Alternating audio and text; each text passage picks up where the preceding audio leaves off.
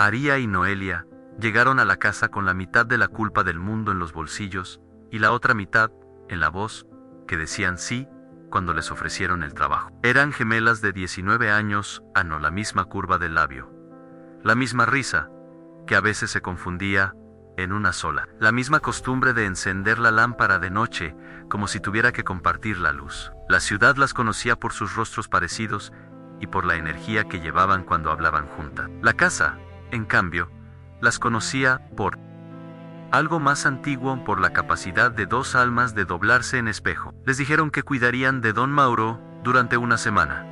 Nadie les dijo que la casa tenía hambre de memoria. Nadie les advirtió que la historia no se resuelve con cuidado y sopas, sino con nombres que nadie pronuncia. Desde el umbral, el aire olía a madera vieja y a libro cerrado. Don Mauro estaba sentado en un sillón de cuero gastado. Su cara era un mapa de surcos que no ocultaban la persistencia de la lucidez. La banca, apoyada junto a él, parecía un cetro. No dijo mucho al principio. La recibió con un gesto mínimo, una inclinación leve de cabeza, que más que saludo era una medición. «Pásenle luz a la casa», murmuró con voz rugosa.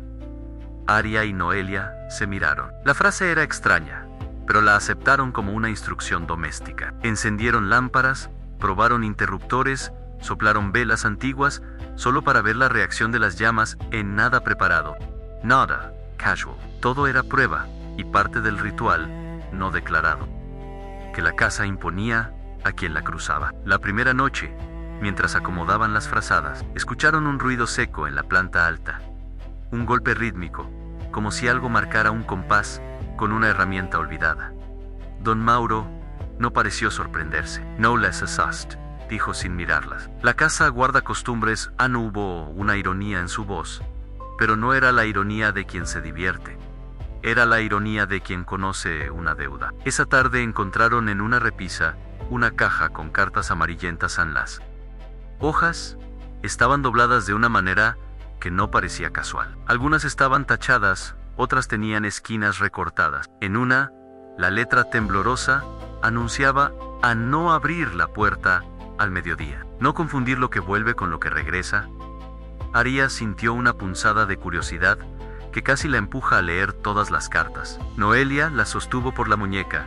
Le dijo que mejor dejarlo para mañana. Ya entonces, sin saberlo, las hermanas hicieron la primera elección que la casa cotejaba, la elección. Tú. ¿Qué secretos se guardan? ¿Y cuáles se nombran? Al comenzar la segunda noche, la casa mostró su facultad más cruel en la réplica. Aomegia, madrugada. La radio de la cocina encendió sola y comenzó a emitir una canción que la madre de Aria solía tararear cuando lavaba platos. La melodía era exacta. La voz del locutor era un eco que se pegaba a los azulejos. Aria sintió el estómago moverse, como si alguien tirara de él por dentro. Se acercó al aparato con la intención de apagarlo. Pero la canción, no sé, cayó hasta que ella no bajó la mirada, avergonzada por la respuesta visceral. La casa no pedía fuerza, pedía la rendición precisa al recuerdo más dulce. Lo que la casa no come con la violencia, lo come con la nostalgia perfecta. Al tercer día comenzaron a aparecer signos más precisos. En una taza con el borde de labios pintados, que Aria nunca tenía. Una bufanda colgada que Noelia aseguró que no era suya.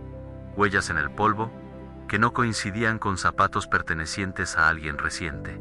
Don Mauro seguía tranquilo, como si cada hallazgo fuera un acto esperado, como si las piezas no hicieran sino confirmar una ecuación que él ya conocía. «Hay cosas que se guardan porque curan al pueblo», dijo en un momento, mirando los retratos en la pared con ojos que brillaron. Pero la contención se convirtió en alimento en la frase, resonó en el salón y quedó allí, pesada, sin resolución. El pueblo entero había practicado, generaciones atrás, la contención, depositar las penas y las faltas en un solo punto, para que la vida diaria continuase limpia. Fue, pensaron las hermanas, una intención de protección que terminó por engendrar una deuda. Decidieron buscar en los archivos municipales, fueron a la alcaldía con la determinación de quien va a un médico, para pedir un diagnóstico. Un anciano funcionario, resignado,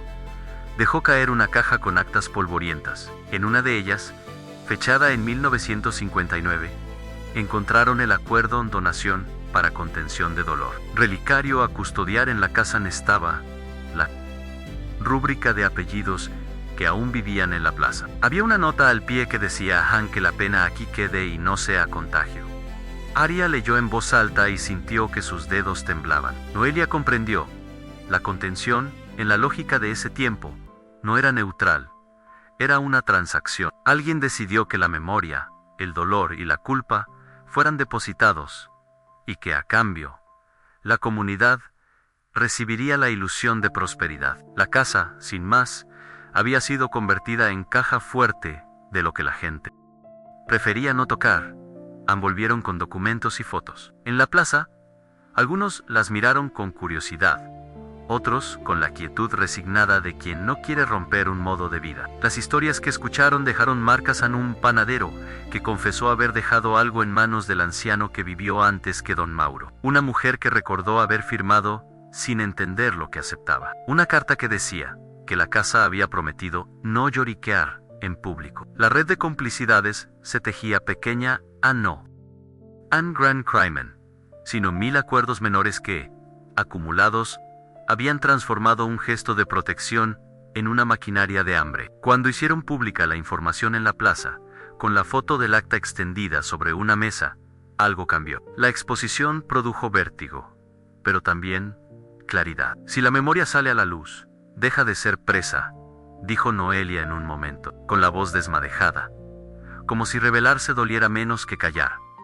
Algunos aplaudieron tímidamente, otros miraron a sus pies. La costumbre de no preguntar había sido la piedra angular de la deuda. La acción abrió una grieta. Para la casa fue un golpe. Ann perdió el monopolio de lo que la alimentaba, pero no se rindió. Aprendió en la casa. Cambió de estrategia. Del espectáculo pasó a la sutileza. Empezó a devolver recuerdos familiares en fragmentos, no para devolverles la paz, sino para pelear por la propiedad del recuerdo. Un vecino encontró en su panadería la risa exacta de su esposa cuando horneaba pan. Otro, oyó a su hermano, muerto, decir su nombre por la calle. Eran devoluciones con trampa. Parecían favorables hasta que empezabas a pagar por ellas con ausencia. La casa se convertía en camaleón. Ann ya no atacaba con voces ajenas, sino que ofrecía consuelo a cambio de silencio renovado. La comunidad empezó a sentirlo un juez, como si existiera un impuesto sobre la honestidad. En una noche particular, Aria desapareció durante 3 horas. No fue una fuga. Phew, Anvas. La encontraron a orillas del río, temblando, con barro en las manos y un papel arrugado con una fecha y un nombre antiguo. No recordaba cómo había llegado. Sus ojos decían que había visto labores en el soterramiento de memoria. YQ, la casa, por un segundo, le había mostrado su corazón, el relicario. Temblaban las manos de Noelia cuando la vio volver. Juró que nunca más saldría de su lado. La desaparición dejó al descubierto la apuesta de la casa Ansi. La comunidad expone, ella castigará con pérdidas. Si la comunidad calla, ella seguirá comiendo en silencio. Fue la lección más cruel en la reparación pública, dolía en carne propia. Decidieron entonces organizar un ritual contrario, una vigilia en la plaza, para nombrar a los que ya no estaban, para que la memoria dejara de ser patrimonio privado. La plaza se llenó de fotografías, de cartas abiertas, de voces temblorosas que pronunciaban nombres en voz alta. Cada nombre fue un acto de resistencia. La idea era clara: la verdad, cuando se pronuncia en colectivo, desarma la propiedad de la memoria. Esa noche, la casa se retorció. En la noche, las ventanas vibraron. En la mañana, encontraron la puerta trasera con un recorte de periódico moderno que hablaba de vecinos que desaparecen y un círculo dibujado en lápiz sobre la casa. La amenaza era pública. La casa parecía decirles: Ansí quitáis mi alimento público, tomad una parte de la carne que os pertenece. No todo fue movilización. La comunidad se partió. Algunos vecinos querían clausurar la casa, otros preferían sostenerla por miedo a perder lo que consideraban prosperidad. Se creó un comité de vigilancia. Valeria, una bibliotecaria que se sumó a la causa, ofreció ayuda archivística y pacificó discusiones con métodos prácticos en recopilar testimonios, digitalizar actas, organizar guardias rotativas. Las hermanas sintieron que la lucha ya no era solo suya. La luz empezaba a moverse como corriente. La casa quedaba observada. Los rituales que la alimentaban perdían consistencia, pero la casa no se rendía sin inventar nuevas sutilezas. La contabilidad que encontraron en el sótano fue el punto de inflexión. Bajaron, con linternas, con documentos, con la compañía de Valeria y 2 vecinos. En una mesa, cubiertos por polvo, yacían objetos anún, pequeño relicario oscuro, una medalla, mechones de cabello atados con cuerda, una foto quemada. Junto a ello, un cuaderno con nombres y fechas, y una columna que decía estado. Allí leyeron palabras que helaban han duplicado, rotación, enterrado en jardín. Era la lista de lo que la casa consumía, escrito con una caligrafía meticulosa. Cada entrada era un registro administrativo de pérdidas. Era la prueba de que lo que llamaban pacto había sido, desde el inicio, una contabilidad. Anne se entregaba a algo, a cambio de la ilusión de normalidad. Lo más terrible no era el relicario, era la burocracia que lo sostenía. Verlo escrito fue como desmontar un mito. Con el relicario en la mira, tramar el plan se volvió obvio en sí. La casa se alimentaba del objeto, sacarlo a la luz pública y destruir su carácter de tesoro secreto podía romper el circuito. Recuperarlo implicaba descender al corazón de la casa y enfrentarse a lo que había protegido durante décadas. Era peligroso, pero no había alternativa. La comunidad no quería más desapariciones, y el remedio consistía en devolver la memoria al pueblo, no a un arca privada. La noche de la operación fue húmeda. Bajaron al sótano, con el corazón latiendo en la boca. Los escalones crujieron con la lentitud de un reloj que cuenta los segundos finales. Aria tomó el relicario con la mano temblorosa. Era más pesado de lo que imaginaba, cargado como si cada nombre ejerciera peso propio. Cuando lo levantó, la casa inició su protesta. Los vidrios estallaron. Un viento atravesó los pasillos. Las puertas se cerraron en seco. Fue como si una bestia, herida, sacudiera sus huesos. Noelia sintió que algo intentaba arrancarlas de la superficie del mundo. Sostuvo la linterna con la boca, clavó la vista en la rendija de la puerta y esperaba el ojo invisible que las vigilaba. Se oyó un gemido que no era de madera, sino de historia, reclamando su cuenta. Salieron con el relicario. La calle parecía un territorio nuevo con vecinos atentos, luces de móviles apuntando, caras que no podían fingir indiferencia. Aria subió al estrado improvisado en la plaza y abrió la caja en medio del aire nocturno. Lo que apareció no fue una joya ni un cetro, eran papeles, nombres, una lista pegada con cinta, hojas amarillentas que contenían la verdad de décadas. Leerlos en voz alta fue un exorcismo laico. El pueblo pronunció nombres que tantas veces se habían guardado en bolsillos, como si fueran malas monedas. Los nombres cayeron con el peso de la historia y no volvieron a las sombras. La plaza, de pronto, tuvo un registro público, un altar de memoria no clerical. La comunidad lloró, aplaudió, murmuró. La exposición perdió eficacia a la casa Anne. Hubo consecuencia. La casa, privada de su relicario, perdió la fuerza con que antes imponía la nostalgia y las trampas afectivas. Sus ventanas dejaron de imitar voces queridas con tanta precisión. Las primeras semanas fueron de calma relativa, de vigilias, de reuniones en la plaza, para sostener la práctica de nombrar. La municipalidad adoptó un registro permanente en fotografías, fechas, testimonios, a disposición de quien quisiera consultarlos. La memoria dejó de ser botín y pasó a ser patrimonio público. El relicario fue colocado en un lugar visible y no fue destruido. La comunidad decidió que su poder residía en ser visto, no en ser anulado en secreto. Ponerlo a la vista fue la decisión política que rompió el intercambio. Ya nadie podía alegar que desconocía. La transparencia, en este caso, fue medicina, pero las heridas tardan en cerrarse. Algunas familias no volvieron. Hubo quienes se mudaron, quienes callaron por vergüenza y quienes cana el tiempo se integraron a la práctica de la plaza. Don Mauro murió poco después, en silencio, en su sillón. En su bolsillo encontraron una carta perdonad. Escribió con letra menuda. No fue absolución ni redención. Fue un hilo de conciencia que la comunidad recogió con dificultad. La casa empezó a ser vista como lo que era un edificio que había sido usado como escombro de culpas. Sin la contabilidad ni el relicario, se convirtió en vivienda antigua, con madera gastada y ruido de casas viejas. Fue lacrada, luego demolida en partes por decisión de los vecinos que decidieron que el lugar no debía seguir, alimentando leyendas. La destrucción del cascarón no borró el dolor, pero quitó la morada a la antigua confianza de guardar penas. La victoria no fue total ni limpia. La comunidad aprendió que la memoria no se normaliza en un día, ni en una carta rechua. Requiere prácticas diarias. Nombrar, reunirse, sostener testimonios, resistir la tentación de privatizar la culpa. Las hermanas, marcadas por la experiencia, fundaron un pequeño centro de acompañamiento para familias en duelo que usaba la plaza como archivo y la palabra como solución práctica.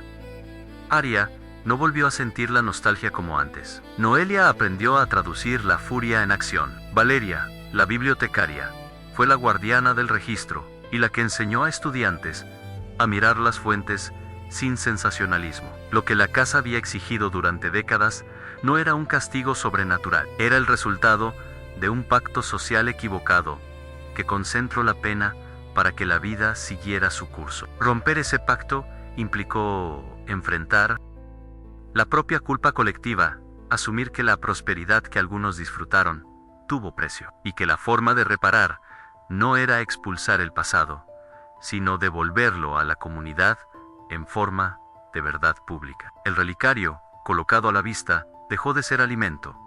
La transparencia lo desactivó. Los nombres, leídos en voz alta y agregados al registro público, se convirtieron en promesa de que nadie sería más moneda en privado. Con el tiempo, la plaza cambió su ritmo. Las velas continuaron encendiéndose.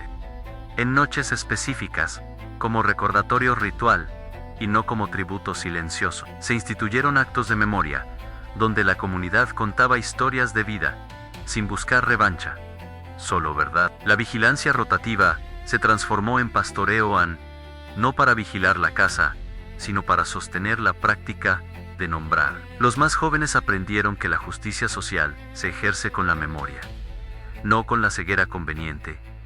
Algunos curaron, otros convivieron con la pérdida. Lo importante fue que el hilo rompido se cosió no con olvido, sino con reconocimiento. Aria y Noelia, años después, caminaban por la plaza donde todo había cambiado. A veces, en tardes de viento, una melodía antigua les rozaba la memoria, pero ya no era zozobra, era aviso de que el pasado existía y que la comunidad ahora lo sostenía como responsabilidad, no como alimento secreto. Habían aprendido que el verdadero trabajo era abrir las cajas, sacar los nombres y no volver a poner cemento encima. El relicario estaba en una vitrina accesible, con su contenido digitalizado y replicado en la municipalidad. Era feo y hermoso, a la vez feo, porque mostraba la miserabilidad del pacto. Hermoso porque mostraba el coraje de quienes lo habían quebrado. No hubo milagro espectacular,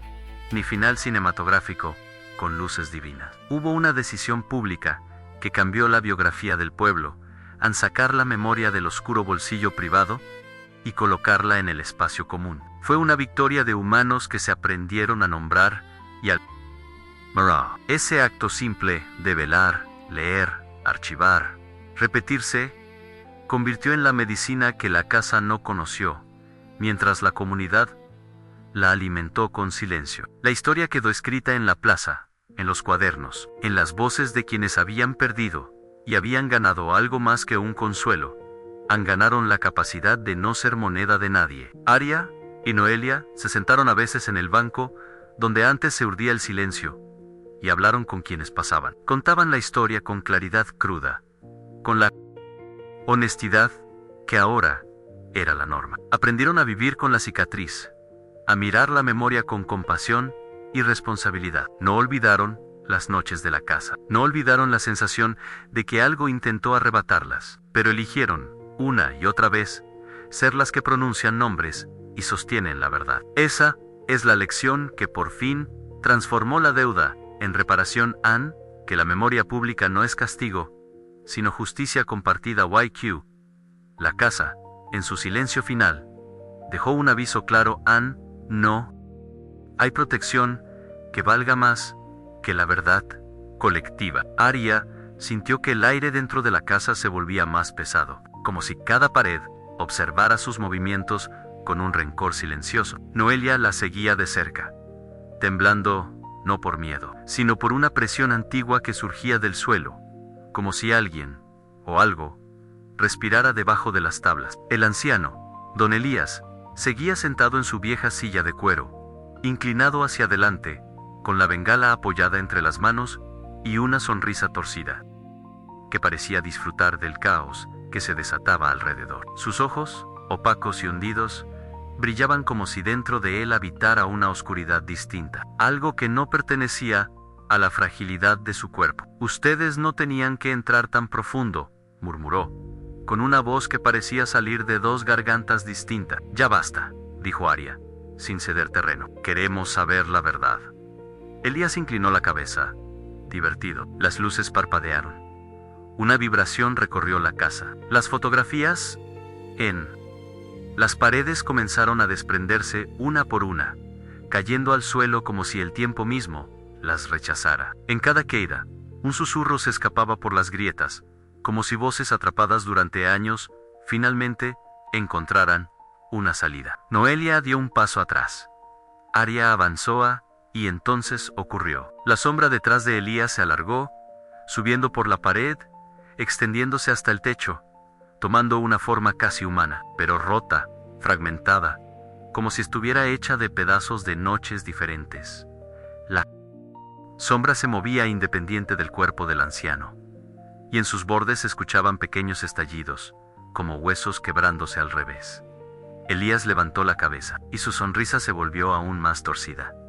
Yo no vivo aquí. Nunca viví, dijo, con una claridad que congeló la respiración de las dos hermanas. Solo cuido lo que ustedes no deberían haber buscado. Aria sintió una presión en el pecho. Noelia agarró su brazo, suplicando en silencio que salieran de allí. La sombra extendió un brazo oscuro hacia ella. En ese instante, la casa entera pareció inclinarse hacia adelante, como si quisiera tragárselas. El pisau vibró. Las ventanas estallaron hacia afuera, y una corriente fría arrastró las cortinas como si fueran manos agitadas en un ritual antiguo. Aria gritó, «Noelia, corre», pero Noelia no podía moverse. Sus pies estaban clavados al suelo, como si algo lo sostuviera desde dentro de la madera. Su respiración se volvió corta, rápida, desesperada. Aria la sostuvo por los hombros. Ella temblaba. La sombra avanzó otro paso. Elías la observaba, con una expresión casi paternal. «La casa decide», dijo, «no yo». Aria apretó los dientes. Miró a Noelia directamente a los ojos. «No te voy a dejar, Aria», susurró Noelia, con la voz quebrada. «Tengo miedo». Aria cerró los ojos un segundo, respiró hondo, y obligó su cuerpo a moverse contra el peso invisible que intentaba aplastarla. Logró mover a Noelia unos centímetros. Pero cada paso que daban hacia atrás, la sombra avanzaba otro hacia adelante. La casa rugió. Las paredes se contrajeron en el techo, descendió. Un sonido profundo, casi como un latido, retumbó bajo sus pies. El anciano habló con una calma aterradora. «Toda oscuridad necesita un final. Toda verdad. Un precio». Aria sintió el calor correr por su cuerpo. Recordó por qué habían entrado. Recordó cada desaparición. Recordó cada silencio que aquel pueblo había escondido durante tantos años. Y entonces lo entendió. La casa no quería devorarlas. Quería mostrarles algo. Un último secreto. Aria soltó a Noelia y dio un paso adelante. La sombra se detuvo. El anciano, dejó de sonreír. Arya acercó su mano a la oscuridad pura, densa, profunda. Noelia gritó su nombre. Pero Arya no retrocedió. Su mano tocó la sombra. Y la sombra se quebró como vidrio negro, como una noche rota, como un recuerdo que finalmente deja de mentir. La casa exhaló, larga y pesada. La sombra se deshizo, elevándose como humo frío, desapareciendo en el techo hasta que no quedó ni rastro. Elías cayó hacia atrás en su silla, como si de repente toda la vida que no tenía se hubiera drenado. Noelia corrió hacia Arya. La abrazó como si intentara unirla al mundo físico con sus propios brazos. Arya respiraba fuerte, temblaba, pero estaba consciente. Elías intentó levantar la mano. Arya lo miró a los ojos. ¿Qué era eso? El viejo abrió los labios, con dificultad. Lo que guardábamos, para que nadie más lo cargara. Sus ojos se apagaron, y la casa quedó en silencio. Arya, why? Noelia, aún abrazadas, dieron un paso hacia la salida. El aire se volvió ligero. La luz regresó, suave, casi humana. La puerta principal se abrió sola. Cuando cruzaron el umbral, ambas entendieron algo que nunca podrían explicar, que no habían derrotado a la oscuridad.